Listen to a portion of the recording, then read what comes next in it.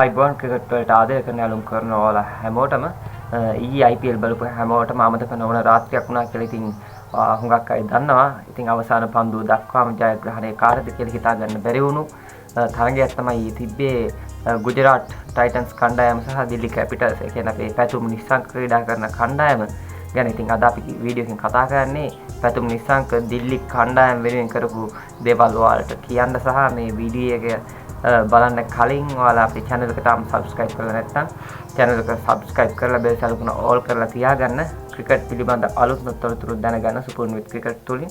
ඉතින් ඊයේ තරගය පැවතුනේ දිල්ලි නුවර අරුණ් ජලිට් ක්‍රීඩාංගණයේදී කාසිය වාසිය දිනාගත්තේ දිල්ලි කණ්ඩායම මුලින්ම පන්දුවට පහර දෙන්න තීරණය කළා.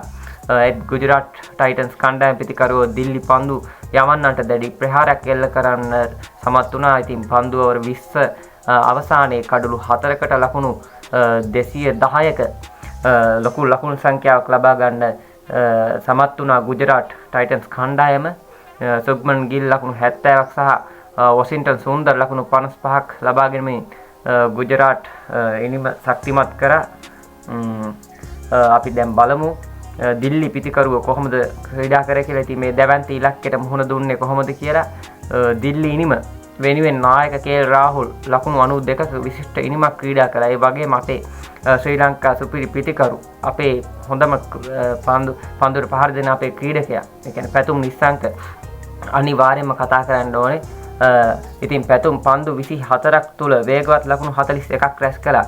ඔහුගේ ස්ට්‍රයික් රේට් එක තිබ්බේ 170කට වඩා වැඩි විදිහට. ඉතින් ඩේවිඩ් මිලර් සහ පැතුම් එකතු වෙලා දිල්ලියේ ජයග්‍රහණය අසලටම රැගෙන ගියත් අවසානයේදී නියමිත ලකුණු සංඛ්‍යාවට වඩා එක් ලකුණකින් අඩුවෙන් තමයි, ඒ කියන්නේ ලකුණු 209කට තමයි නතර වෙන්න සිදු වුණේ. ඒ කියන්නේ එක ලකුණකින් පෙරදුනා. ඉතින් මේ පරාජයත් එක්ක දිල්ලි කැපිටල්ස් කණ්ඩායම මේ වෙනුවට තරඟ 3කට මුහුණ දීලා තරඟ 2ක් ජයග්‍රහණය කරලා තියෙනවා. එක් තරගයක් පමණයි පරාජය වෙලා තියෙන්නේ. ඉතින් ප්‍රසාද ලකුණු සටහනේ හොඳ මට්ටමක පසු වෙනවා කියලා තමයි අපිට පේන්නේ. ඊයේ තරගයේ දිල්ලි පෙරදුනා. ඔයාලා හිතන විදිහට පහලින් කමෙන්ට් කරන්න පැතුම්ගේ පිටිකරණය ගැන ඔයාලට මොකද හිතෙන්නේ කියලා. ඉතින් තවත් මෙවැනි උණුසුම් ක්‍රිකට් පුවතක් රැගෙන ඒමට සුපුරුදු with ක්‍රිකට් එක්කම රැඳිලා ඉන්න කියලා ආරාධනා කරමින් ඉතින් ඔයාලට සුබ ප්‍රාර්ථනා කරනවා ක්‍රිකට් ප්‍රේක්ෂකයන්ට. අපිටත් දැන් මේ වෙනකොට ජාත්‍යන්තර තරග නැහැ.